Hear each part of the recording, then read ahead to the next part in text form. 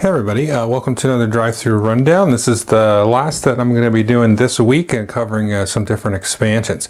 So today, as you can see, we're going to be covering Frostgrave, and there's been a number of different modules that have come out over the last about 2 years now for Frostgrave, and I want to just kind of cover them, and I will be covering them, not to spoil anything, kind of I think in probably least necessary to most necessary, although as you can see I have all of them.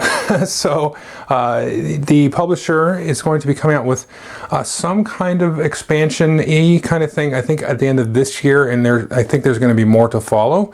So this isn't certainly the end of it, but I do know the next one is going to be sort of like on a jungle island kind of thing. So it's going to be moving away from the city of Felstad and into, I can't remember the name of the island, but I do know there's more stuff coming, and I assume they will eventually revisit the Frozen City. Now the first thing to look at here is Tales of the Frozen City. Now this is not really an expansion, I just want to kind of quickly highlight it. It's a collection of short stories set in the world of Frostgrave, and I have read a couple of these, and these are kind of interesting because as you see as I progress through this, that's kind of like a nice little idea box for maybe creating your own scenarios. There's a couple of things in there that will sort of go outside the bounds of at least the rules that have been defined so far. So it's a nice read as well, just kind of give you, set you in the mood and the vibe of the place. I just want to kind of quickly mention that they do have this book as well. And then looking here now, this is probably, I think this is the most recent one, Forgotten Packs. I'm not sure, I have another one in here that I'm not sure is actually quite out yet, but this is definitely the most recent, or the second most recent. And this is covering the barbarian tribes, and these are sort of a demon worshipping barbarian tribe. So let's jump into the book a little bit here. And I just want to kind of highlight, the nice art. They always do a great job of supplementing these rules with art. So you can see the barbarians there. Now we've got a picture of one of the demons here. So if you've got a lot of demon type of models, or you pick up some of the models from North Star, this is going to give you, some access to that and some different sort of ways of dealing with the demons. And I feel like this is going to kind of lead into the jungle area, but I'm not really sure there. So we've got that. We've got a lot of different abilities and things that players can do interacting with the demons. Now we've got here sort of a different sort of chart here for summoning the demons. It's going to kind of beef up the summoner's ability there. And so you've got the different ways that you can get, and you're going to get access to some of the different attributes and things that are going to be on the demons here. So these are minor demonic attributes that they can have.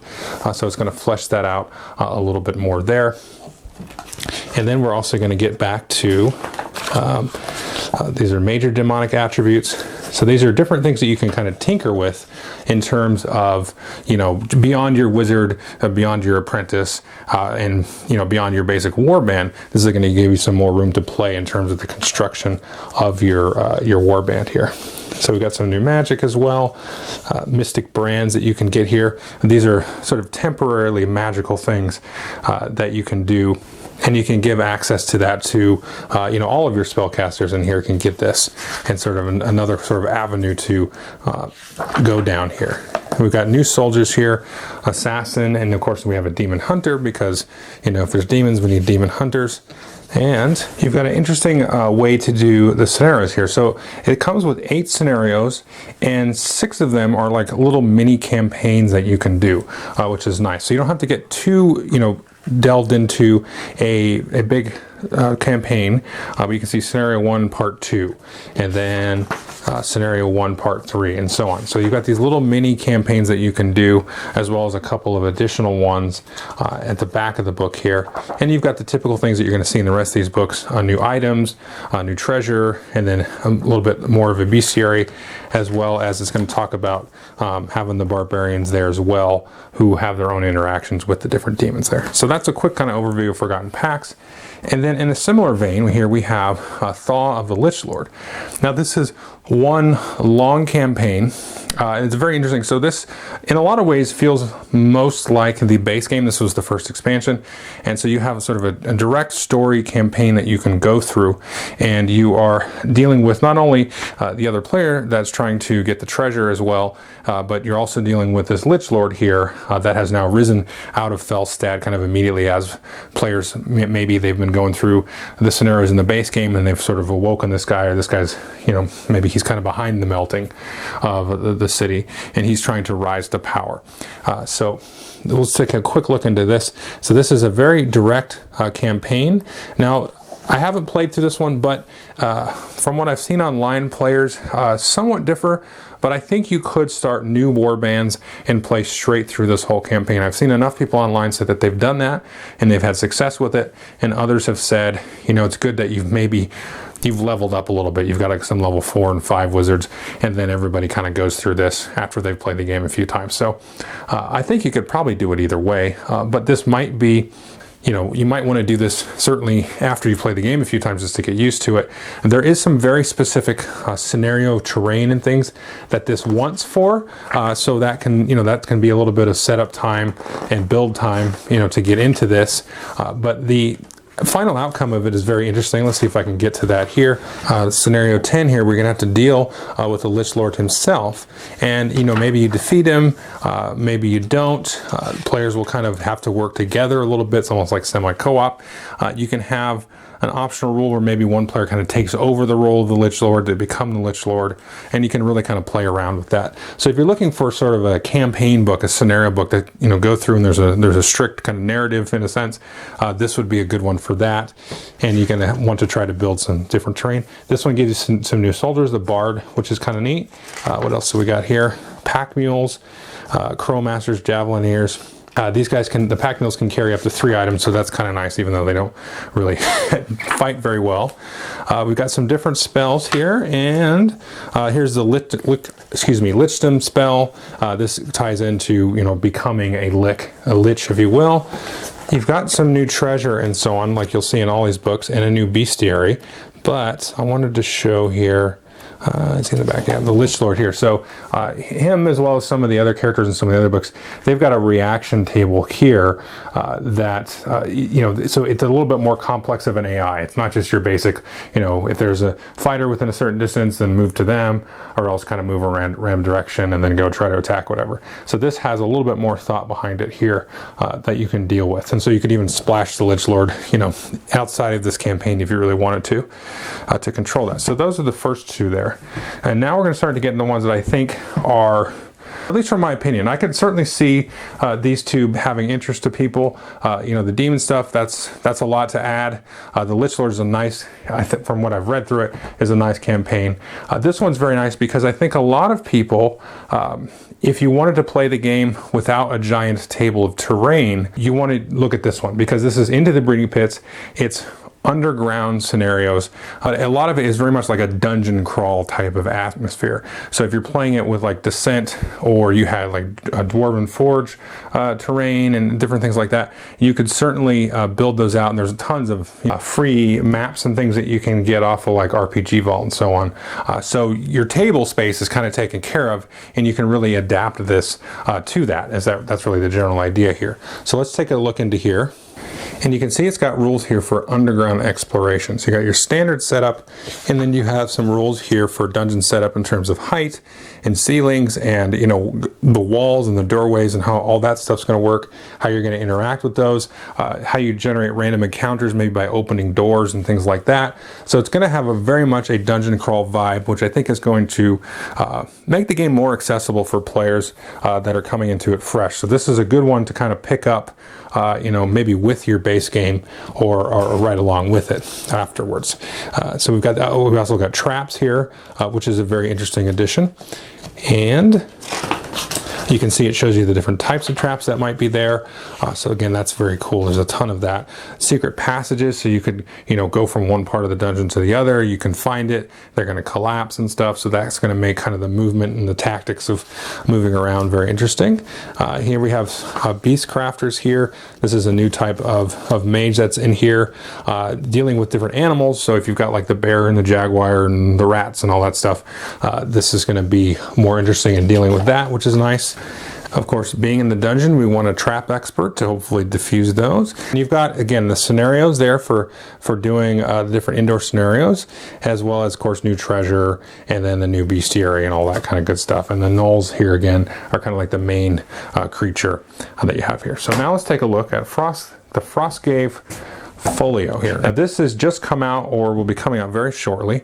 This is a collection of kind of different expansion modules. Most of these have already been released online as PDFs that you could purchase and download. It does have some new material in it, but let's go and take a look at this now. I think this one is probably right next to breeding pits would be, I would get these two. You know, depending on your needs. Like I said, this has a nice dungeon crawl. This has, I'll show you some different reasons. And then I would say these two are probably equally, in my opinion, you know, less necessary. So let's take a look at this side of this book. Now the first thing it's going to have here is this Hunt for the Golem, and this is a mini campaign. It's just 3 scenarios. So I like this because, again, it gives you a nice kind of narrative arc. If you've played with the base game, you've probably got some kind of rock monster or something you can throw down there, some kind of statue that's come to life or something like that. And so this is something that players can deal with. It has a little bit of a semi-co-op attitude, sort of like the Lich does. But it's not as quite as long as the campaign. It's not quite as much of a commitment. And so you can just go through this quick short scenario here. But again, I like kind of the idea of the added tension between you know, the players versus the players, as well as this big nasty golem that's running around there. Now the next thing here is the Cell Sword, and this is, you can get a captain, and this is sort of a super soldier. It also comes with a couple of scenarios here that are sort of anti-magic scenarios where you're going to rely mostly on your soldiers to do their dirty work, and especially your captain here. So this is a very interesting kind of different take, kind of spices up the game and gives you something more to tinker with beyond just the wizard and the apprentice. You got some more null men, so these are kind of anti-magic types of creatures, so it's going to make your scenarios, you know, less useful for your wizards. And then we have here a solo / co-op campaign. I know a lot of players like to play co-op, they like to play solo, and so here we've got 3 scenarios that you can play through in a co-op way and a solo way. And I think this would be good for, like, you know, playing with kids or playing with the family, and, you know, just learning the game and playing through it, not worrying about competing or balancing your levels and all that kind of stuff. So this is going to give you a variety of these scenarios here to play through, and maybe more importantly, it gives you a you know, a way to sort of look at how you could play this game as a co-op kind of campaign, less of a head-to-head skirmish game, and more of, like, you know, traditional board game style co-op like Descent, or, you know, well, Descent's not a co-op, but you know, like Shadows of Brimstone or something like that. And then we also have here a beefed up alchemy table here. So he mentions in the forward there that he wanted to kind of beef up and make potions a little bit more interesting. So you can get this for that as well, to, you know, to kind of make that a little bit more interesting. Potions a little bit more useful and you know, sought after, and not just like, oh, I got a potion, big deal. So there's a ton more potions and things, a new table to roll on to acquire those. This is arcane locations, and so these are going to be a variety of different sort of settings that you can put stuff in here. So if we take a look at that, so it gives you, kind of tying back to the beginning here, it really gives you a way to sort of you know, set up and add a little bit of more narrative to these different locations and things. And so this gives you little things that you can add. And really, it's kind of a toolbox at this point.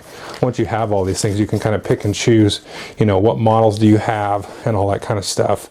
Oh, I forgot about this. This was in here. So these are new base resources that you can acquire, and so you can get at your home base when you want to purchase those. And this is the new one. This is the Ravagers of Time. This is a semi-cooperative, another mini campaign here. So you can play through this one and, again, work your way through this. So this has a lot of different options. You've got, let's see, the co-op solo, the 2 kind of semi-co-op ones. You've got the dark alchemy stuff. You've got the captains and the leveling up and all that kind of good stuff. So this is really kind of your biggest bang for your buck, I think, in terms of if you wanted to get one of the books to start with after the base game, then I think the folio here is going to be your best bet. So anyway, I just kind of wanted to cover all of that. If you've watched the channel at all, you know I'm a pretty big fan of Frostgrave right now. And anyway, so that's the different expansions that are available, at least as of right now. Thanks.